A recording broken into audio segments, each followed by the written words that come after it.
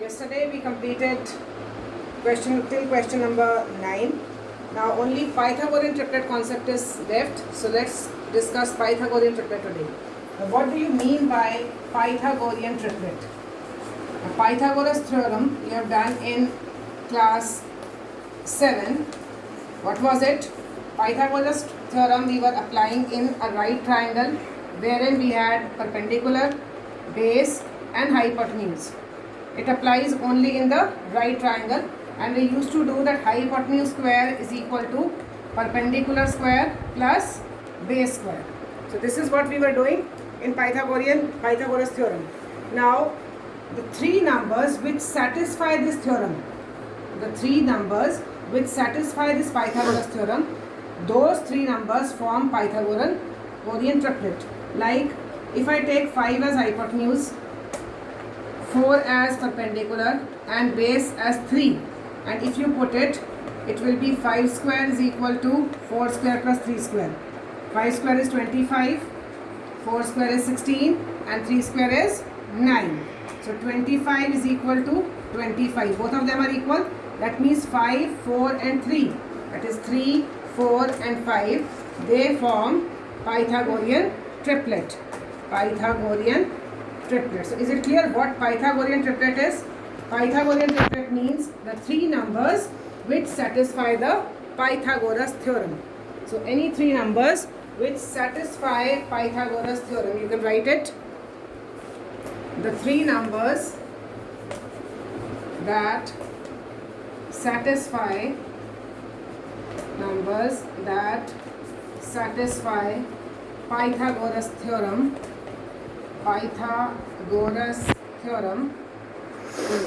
form Pythagorean triplet. So you have to note it down in the notebook with example also, which I have just explained. So example you can write 3, 4 and 5. These numbers form Pythagorean triplet. Now example number 7 of your book. Before that, I'll tell you that the general form in which Pythagorean triplet lies, we take it as 2m, m square minus 1 and m square plus 1. We take the numbers in this form. The three numbers which we take the numbers in this form: 2m, m square minus 1 and m square plus 1. This is the general form of Pythagorean triplet. We assume that our numbers of Pythagorean triplet will be of this form, Pythagorean triplet. Right?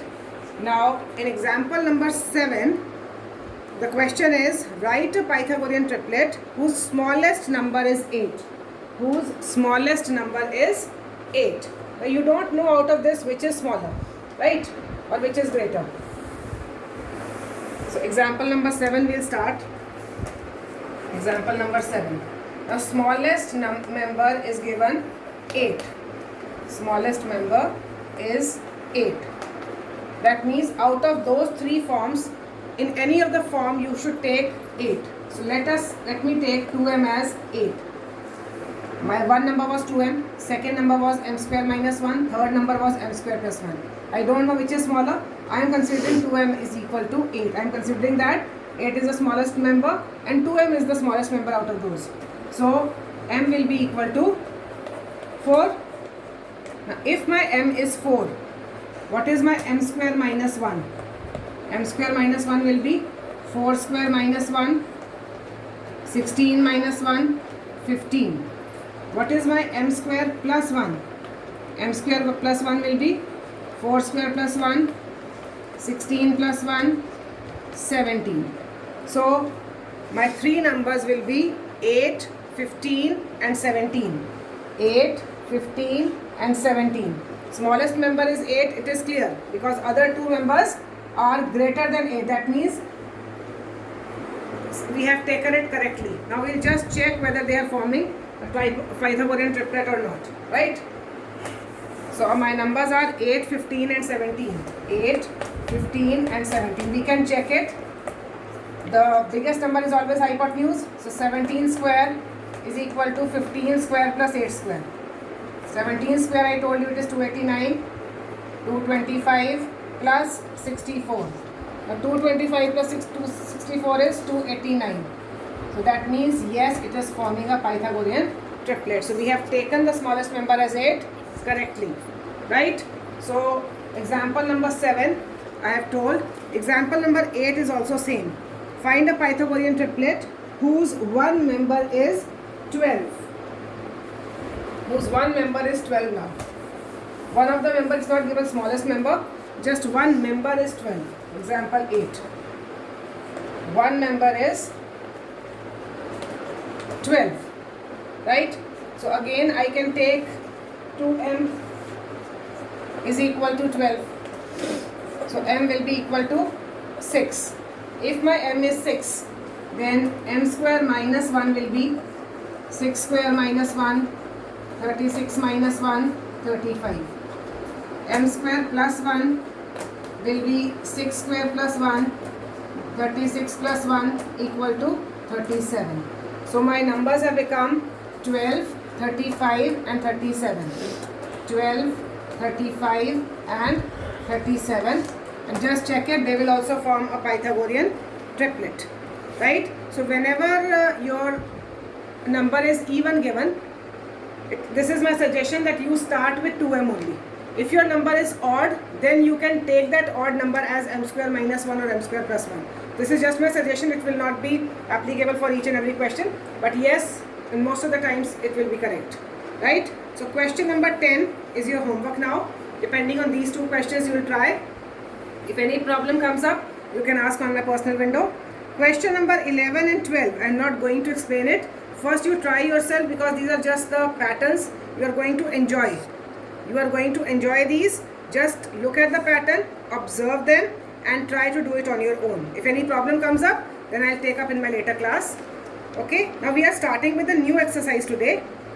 And the first few examples of new exercise are the same what I discussed in my live class that day on 13th.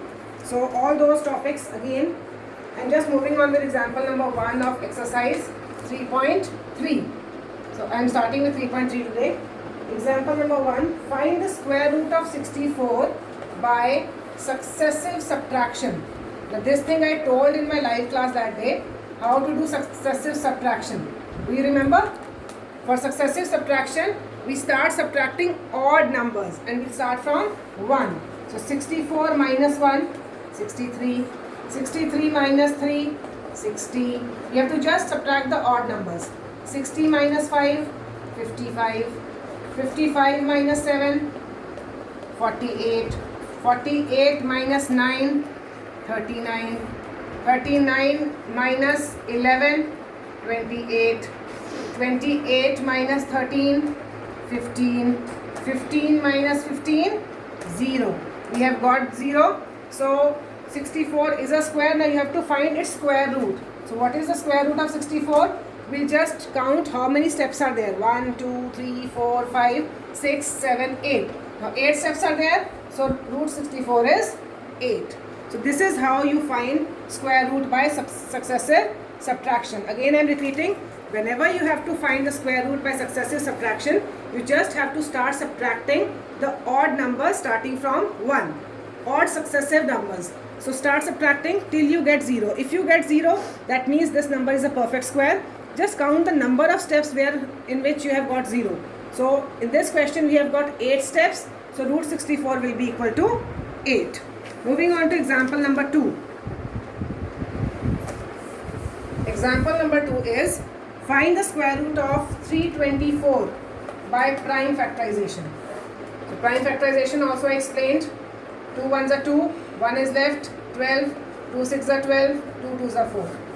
Again you will divide by 2, 2 8s are 16, 2 1s are 2. Now as the number is odd, so we will start from 3. 3 2s are, and then 2 is left, 21, 3 7s are 21. Again by 3, 3 9s are 27. Again by 3, 3 3s are, 3 1s are. Now you have to find the square root of 324. So 324 is equal to, you will write it as 2 into 2 into 3 into 3 into 3 into 3.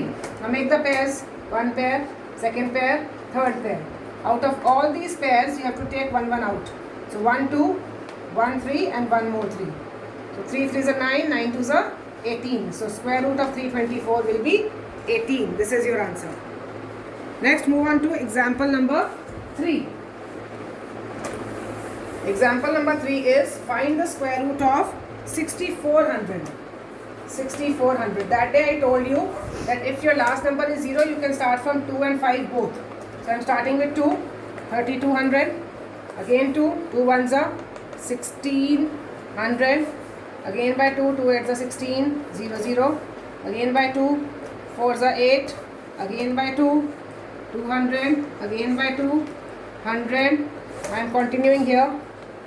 2 50s are 2 25s are 5 5s are and 5 1s are. Right? Now for finding the square root of 6400, you will write how many 2s are there? 1, 2, 3, 4, 5, 6, 7, 8.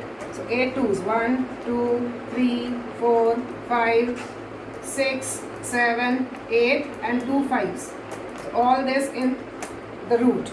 Now take pairs 1, 2, 3, 4 and 5. So it will be 2 into 2 into 2 into 2 into 5. 2 2s are 4, 4 2s are 8, 8 2s are 16, 16 5s are 80. So square root of 6400 is 80. So this was example number 1, 2 and 3. Example number 4 I will be telling later because it is a word problem and I will be discussing with the question number 6 of your exercise. Now we will move on to question number 5 or example number 5 first. Example 5. This also we have done in the previous exercise. Is 2352 a perfect square? Then you have to check whether 2352 is a perfect square or not. Right? So just do the prime factorization. 2 1s are 2, 2 1s are 2, 15 is left, 2 7s are, and again 1 is left, 2 6s are 12. Then again by 2, 2 5s are 10, 17, 2 8s are 16, 2 8s are 16. Again by 2, 2, then 18 is left, 2 9s are and 2 4s are. Then again by 2, 2 1s are 2, 2 4s are 8, 1 is left, 14, 2 7s are 14. Now odd number, start from 3, 3 4s are 12, 27 is left, 3 9s are 27. Then 7, 7s are 14, 7 1s are 7. Then you have to find the smallest multiple of 2352 which is a perfect square. The smallest multiple means you have to find the number by which it is multiplied so that it becomes a perfect square. So what is the smallest number? You can see this is a pair, this is a pair, this is also a pair. 3 is not there. So you will write 3 is the smallest number which is a multiple of smallest number which is required, and then find the square root of the new number. So what you have to do? You have to just multiply 2352 into 3. It will be 7056. So what will be the square root of 7056? That's very simple. Square root of 7056 will be, now you will make all the pairs. So 2 into 2 into 3 into 7. Because we have multiplied with one more 3. So when we have multiplied with one more 3, here it will be 7056. So that means all the pairing is done. We will take all the pairs. 2 2s are 4, 4 3s are 12, 12 7s are 84. So this is your answer. Right? Example number 6. Find the smallest number by which 9408 must be divided so that it is a perfect square, and find the square root of the quotient. This example is also same. It is divided. So again we will follow the same steps. Whatever pairing will be left, that will be the smallest number, and then you will just take it out in this question. Here we have included that 3. In division we will take it out. Just let me tell you how. Example number 6, 9408. This is your number, 9408. So it will be 2 4s are 8, 14 is left, 2 7s are, 0s are, 2 4s are. Again 2 2s are, 2 3s are 6, 10 is left, 2 5s are, 2 2s are. Again from 2, 1, 2 1s are 2, 15 is left, 7 and 6. Then again by 2, 5s are, again it is same what we have done in the previous question. So we will write just same, 294, then 2, 147, then 147 will be divided by 3, 49, 7 and 7, right? But when you do the pairing, 1 pair, 2 pair, 3 pair and this pair. So again 3 is the smallest number which is to be divided. 3 is the smallest number to be divided. Smallest number to be divided. So when you divide, it will be 9408 divided by 3. When you divide, it will be 3 3s are 9. I am dividing it orally, you can divide it properly also. 3 1s are 3. Now 1 is left, so it is 10. 3 3s are 9. Again 1 is left, 18. So 3 6 are 18. Answer is 31636. Now you have to find the square root of 3136. In the previous question, I included this 3 also because one more 3 is required. Here in division, this 3 is extra.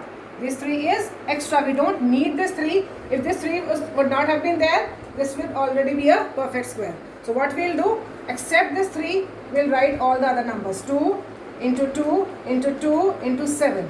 So it will be 56. 2 2s are 4, 4 2s are 8, 8 7s are 56. So got it? In multiplication, we have included this 3 when we have found the square root of the number so obtained. In division, we will exclude this 3 whenever we are finding the square root of the number so obtained. So this was your example number 6. Moving on to the last example. Example number 7. Now what is example number 7?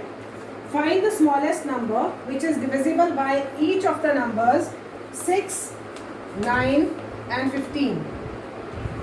These are your 3 numbers. You have to just find the smallest square number which is divisible by each of these numbers.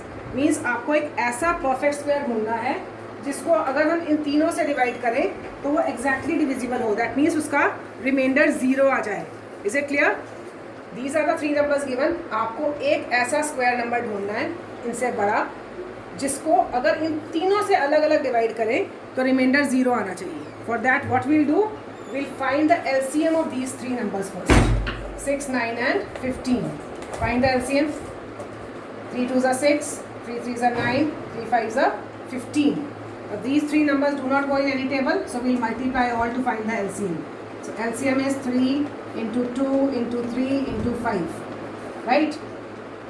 3 into 2 into 3 into 5. So what is the answer? It will be 90. Now this is the number 90. Now you can see that 90, when we have done its prime factorization, it is having just one pair, 3 and 3.